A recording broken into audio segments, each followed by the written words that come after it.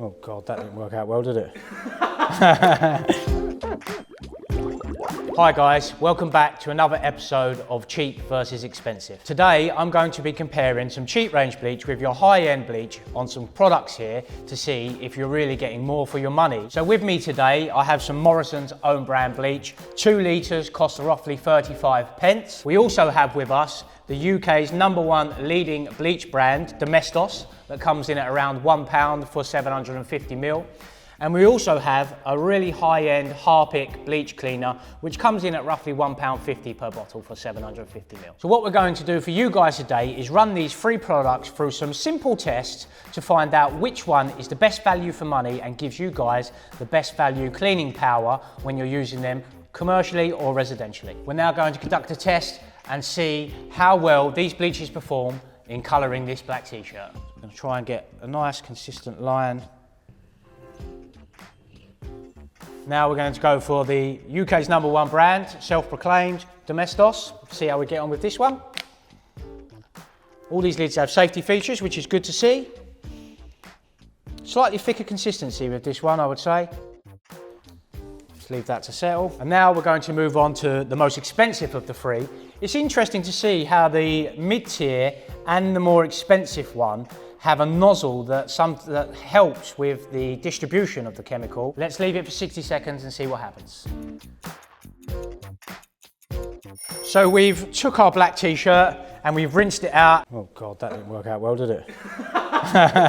And now we have a black tie-dye t-shirt, which is great to see. So we can see the blinds here, the cheap, the mid-range, and the more expensive. In terms of the job itself, all 3 performed relatively well in terms of taking the colour out of the t-shirt.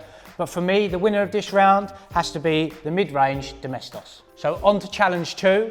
We're going to be testing each of the brands to see how well they cover a particular area. Some of the more cheaper brands are a little bit more heavy and more gloopy, as I explained at the start, and may have more difficulty getting equal coverage around your chosen area. To test this, we have 3 glasses and we're going to pour each of the bleach brands around the edge of the glass to see what sort of coverage each brand gets. First, we're going to be using our cheaper brand.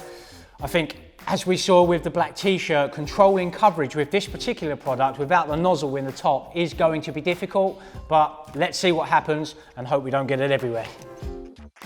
Again, as you can see, not a lot of control in terms of the amount of product you use. Just trying to get a little bit of coverage round the jar, we have used easily 300-400ml. And now we're on to the middle brand, so let's undo this.